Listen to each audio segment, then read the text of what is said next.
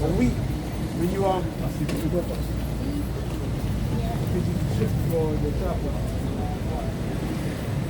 because a heath, like when a farmer, when the harvest comes and you cut down the ears of wheat or corn, you put them in a bundle, and I believe that's called a sheaf or a heath. What verse you in? Jeremiah 17:6. Found it? What? Do that.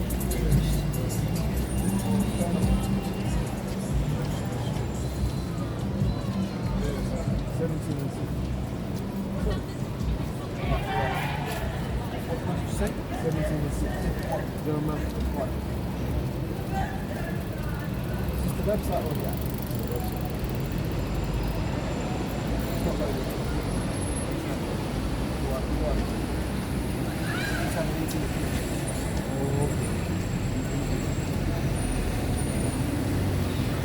Do you know what? For next week I'm going to try and see if I can hotspot my iPad or my phone data so I can see how I can use it. Okay.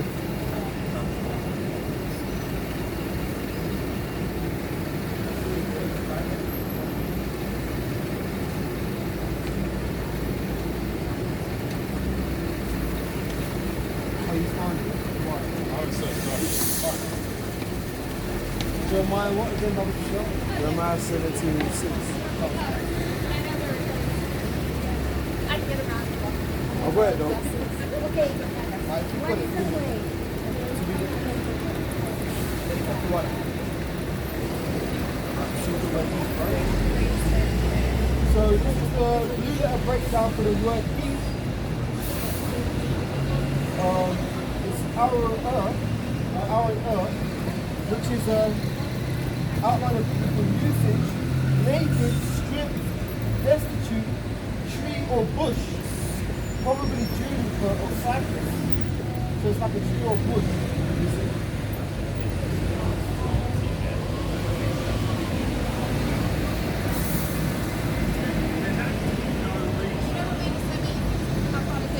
Cypress. It makes sense it's something to do with trees because if you think about it, you've got hamsters, heath. Why is it called heath? Yeah. Like kind of like forest kind of thing.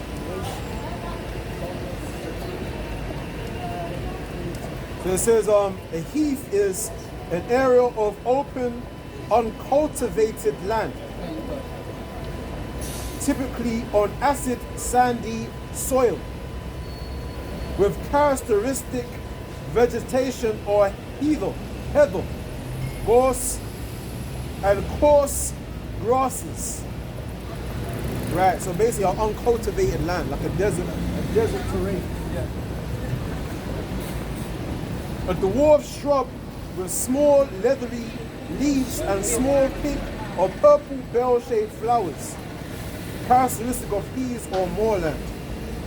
Right, scrub, open country, yeah. Uncultivated land, basically. And I was thinking like a sheath, but I was talking about a heath. Sheath and heath is two separate things. Sheep is sword, right? Sheath, because what is S-H-E-A-T-H, sword. sheath is that, and there's also what do you call them, a bundle of wheat. Oh, That's a sheath, no? It's in Matthew's.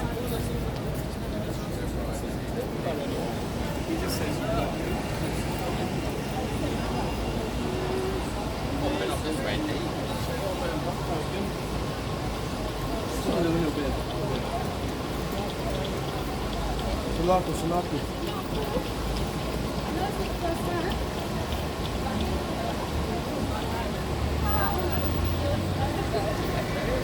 Look at the word sheath. Salatu.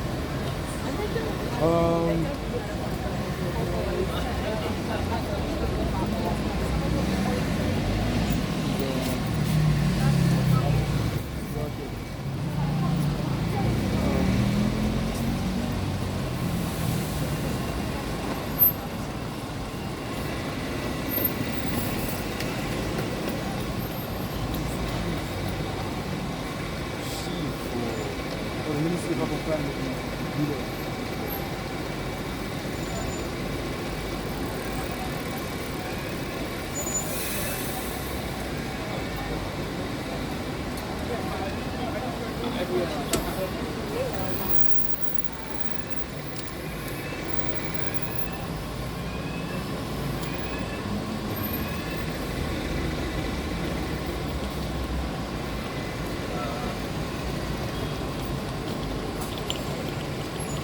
What do you call that? There's that, but there's something that you call a bundle of what do you call it? Sheave. What is that? How do you spell that? How do you spell that? S-H-E-A-V.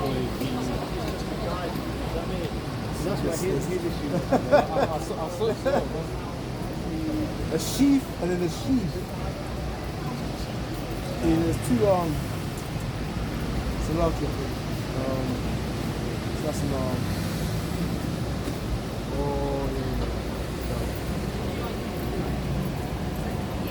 a sheaf. You see that?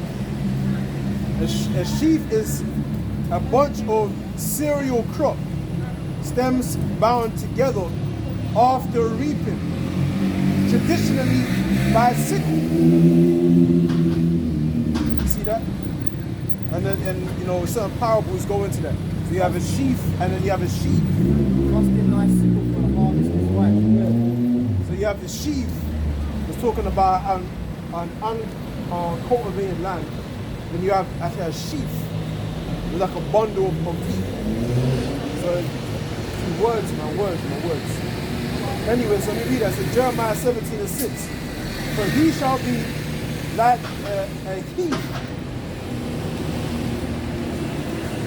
and a sheaf. Two different things. But he shall be like the heath in the desert, and shall not see when good cometh, but shall inhabit the parched places in the wilderness, in a salt land, and not inhabited. But that reminds me of Sodom and Gomorrah. That's Sodom and Gomorrah, man. A parched land and not inhabited. Alright? Foreshadowing of things to come from America. Right.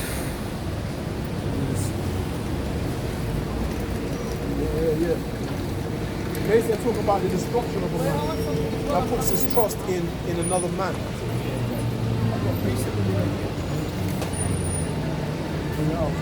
This is Ezra.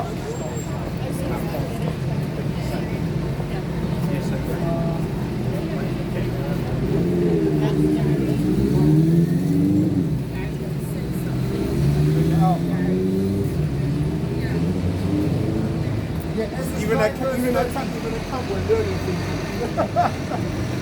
Even at camp. Well, coming up. But Ezra 9 and verse 13. And after all this has come upon us, for our evil deeds, and for our great trespass, seeing that thou our God has punished us less than our iniquities deserve, and has given us such deliverance as this. Was going into the point that where we transgressed against the Lord, which is why he brought the nations against us to make us suffer hardcore bondage and servitude. But in reality, the Most High has punished us less than our iniquities deserve. Because he should have, the punishment was death. You should have been destroyed as a because what is the wages of sin? Death. We should have been destroyed. But even the fact that the Lord sent prophets, that was that itself was he kind of what's the word I'm looking for? That you bring like a stipulation to his whole agreement. You made a clause. I think it's called a clause, isn't it? Yeah, like Yeah, they were like a Catholic hand, but they're he like kind of went against his own covenant, like even sending prophets. Because there was no part of the covenant that said I will send prophets. He just said, listen, if you go against it, I'm going to do this to you. You shall die, all these things will happen to you. Right? You chose death. That's the wages of sin. Right? So even that, when the Most High sent prophets, that's extra mercy, man. That's him even doing things outside of his own agreement. The fact that he sent prophets, that in itself is a token of the Most High's love towards his people. The fact that he's begging his people to do the right thing. That shouldn't even been the case. Because we knew the agreement that we signed. It should have been straight destruction. Most guys not going to get off the throne and come down and talk to us himself. Yeah.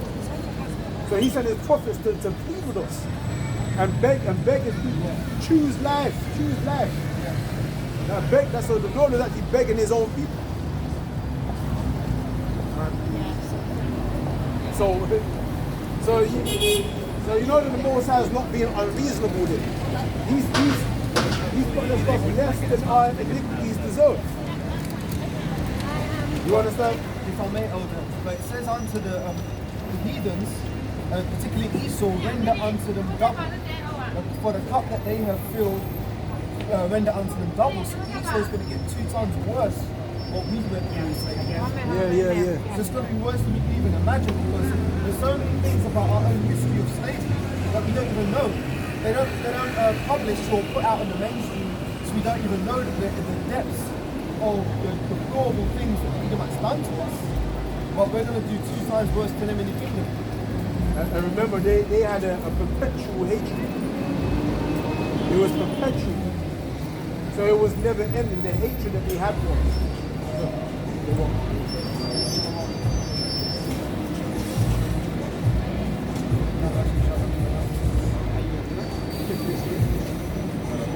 Yes, we have. Right? So but that's the parable. They said that the rich man wanted the water to cool his tongue. Why would you want someone to cool your tongue for? What did you do with your tongue? You poisoned everybody with your poisonous tongue, you damn serpent. Now you want someone to cool your tongue. Why? So you can speak more lies? No? No, man, we're gonna burn that tongue. We're gonna destroy your tongue, man. Right? Then you're gonna give you double. Okay? So now, let's read on Jeremiah 17:7, because we haven't forgotten. So where are we at? Where's that? Jeremiah 30, right? We haven't finished. But this is Jeremiah 17. We're talking about verse 6. How it says, for he shall be like the heat in the desert, right? And shall not see when good cometh. Yeah, because you're not going to see the kingdom. That's the good that the Most High promised us. Right, what? The establishment of the kingdom. The enslaving of the nations, man. Right? We're going to see that. That in itself is a blessing. That's right. We're going to see when that good cometh. But the man that put his trust in Egypt, you're not going to see that. That's why when it says that there's some standing here that thou not, meaning thou not taste of death, meaning they're going to see the kingdom. We're not going to taste of death. We're going to live, we're going to be delivered. And even if we do die in Yahweh Bashem Shai, what's going to happen? We're going to come back. We're going to be the first to come back. Okay? And we're going to see the kingdom then. In fact, that's even a more glorious estate to die in the Lord. Because when you come back, it's like you the first, man. So you get a double honor. Because you actually sacrificed yourself. You to the point of death. You stayed true. You stood stiffly, even to death. So that's a double reward, man. Some brothers talk about, I don't want to die. I don't want to die, man. If the troops come, I'll jump out the window and, I'll hide. In a bin somewhere. I'll go underground.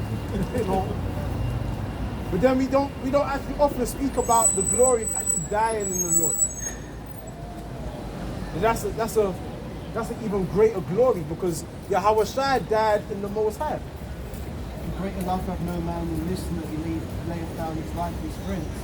And look at the glory that Yahweh Shai received, and that he's going to receive. Those brothers that died in Yahweh Shai, they're going to be partaking that very same glory. Yahweh Shai is not even selfish with it. He's not trying to keep it all to himself. He's going to share it with the brothers that follow the same pattern that he did. Right?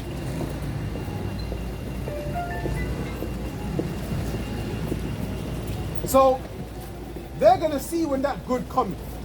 But they that put their trust in man, right, which is the 2/3, they're not going to see what? The enslavement of the elites, the Rothschilds, the Rockefellers, right? With the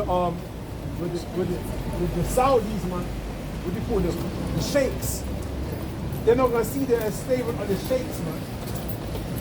Right? The richest families in the world. We're going to enslave them. Right?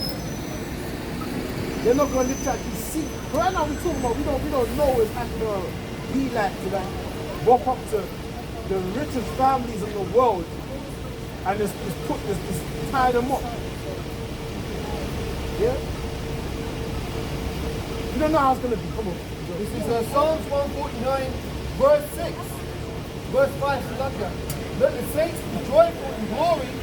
Let them sing aloud upon their beds. Let the high praises of God be in their mouth. Exactly, yeah.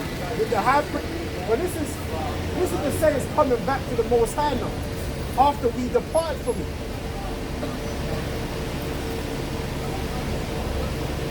That's the prodigal son. That's the prodigal son right there. We're being joyful upon our beds. Why? Because we found our first love. We've been accepted of him. We've been adopted back.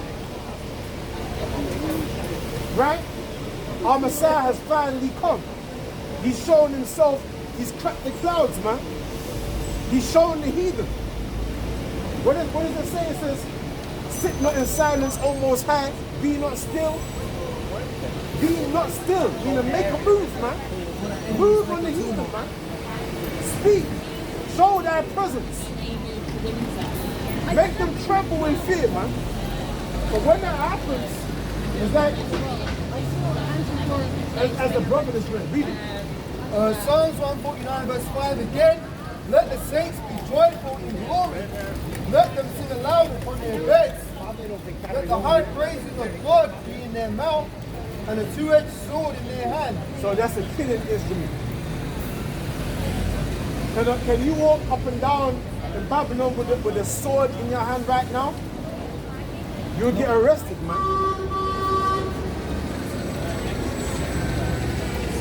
That's you gonna have the license from the Most High to hold the sword. And Esau won't be able to do nothing about it. Right? That's legality.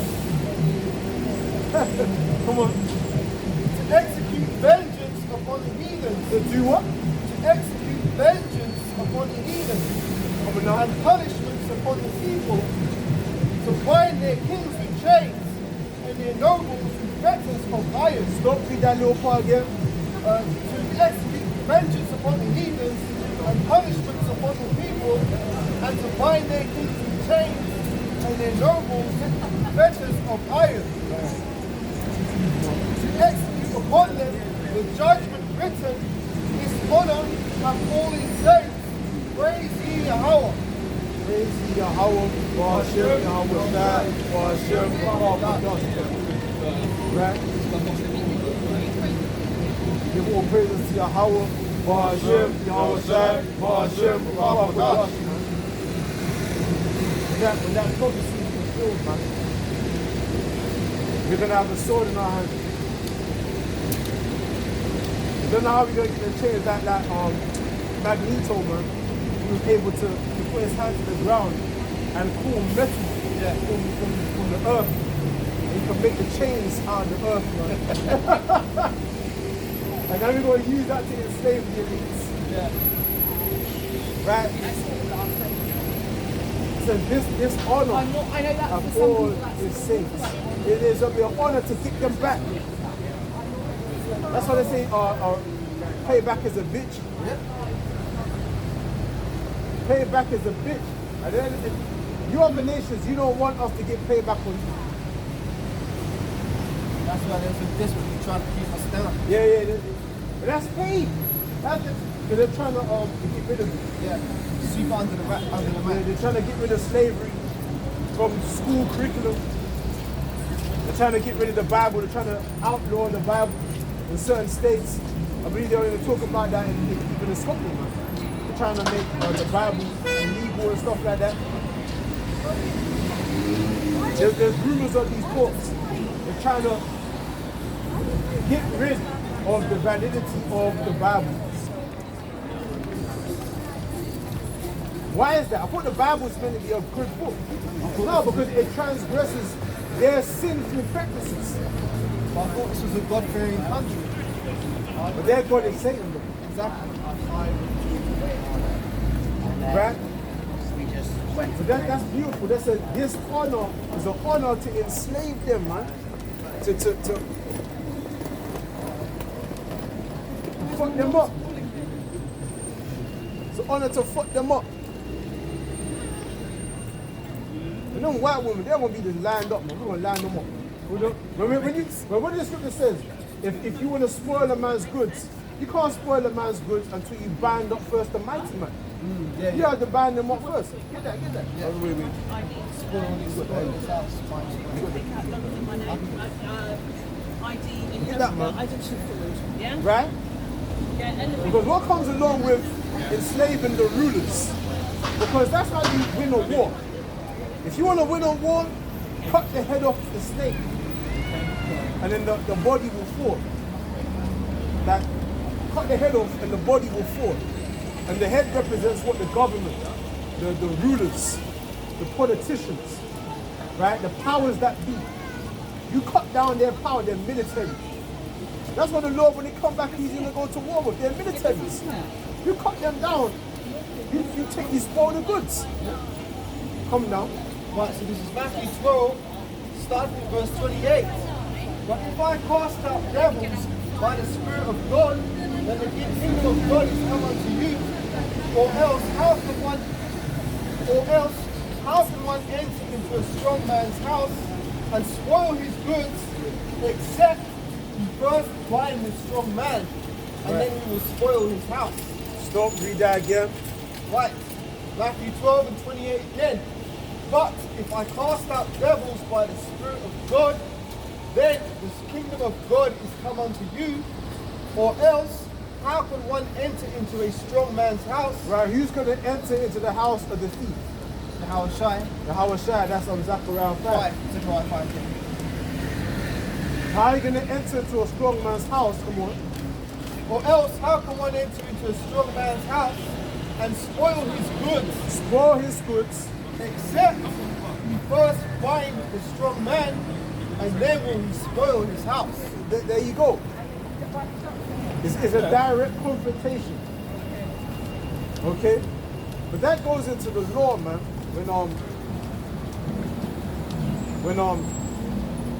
If you was to sneak into a man's house by night, yeah, the man of the house, if he kills you, he's justified. He's justified for killing you because you came in unawares. But if you pop into a man's house at daylight, you know there's a chance he's going to be there. That's why most thieves, they come in at night time. Under the cloak of darkness. They're not going to come in at daytime because they know there's a chance he's going to be present. He's going to be at home. You're awake. You're going to be there. So you come in there, like, nigga, you know I'm here, man. I'm hungry, man. You know? I know you here, man. Right? It's daytime. So if you kill me, you don't have to die. Because I didn't come maliciously. I came in to fill my belly. I didn't come in to kill you because I knew you was awake. But that's the law. What's that the law, man? It's not. That's not. Give me the what? The law. I don't know. It's law of the thief, right? Yeah. That's an give me a Leviticus, you know. Leviticus. The thief, like the law in theft or burglary, pretty much.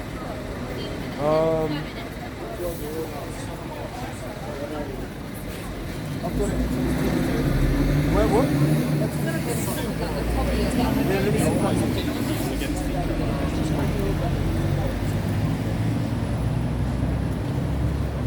Is Exodus 22 in it? Yeah, What verse? 22 and 2. How does it go? If a thief be found breaking up, Yeah. Bring it out. right, this is Exodus chapter 22 and verse 2. So this is important. Like, this is the law, right, of the Most High concerning burglary or theft. Come on. Now, what to do regarding these circumstances? Right. Exodus 22 and verse 2. If a thief be found breaking up, Meaning breaking into your house. Come on. and be smitten that he died, there shall be no blood shed for him. Right. If the sun be risen upon him, there shall be blood shed for him. Yeah, because he did it in daylight, man. The sun was risen upon. When he was doing it, the sun was out. So when he came into your house breaking up, he did it while it was daylight, man. And that's during the time when you're awake. That's why when he goes into the parable, is if a thief comes to you by night, would you not wait Yeah, to see him coming. to see him coming? Can you get that? That's in Luke 12. About the thief. It says watch. For if the thief come, if you knew the hour that the thief would come. You stuff your house. Exactly. You know that one that you have? Yeah? Alright, continue. Right, back in Exodus 22. Go on. Alright, 2 again. If the thief be found breaking up, he shall and be smitten that he died, there shall be no bloodshed for him. Yeah, because he came by night. Come on now. If the sun be risen upon him, there shall be bloodshed for Right. him. But if the sun was risen upon him, if he did it by daytime, when the sun was out, blood would have to be shed for him. Because he did it when the sun was out, man. Yeah?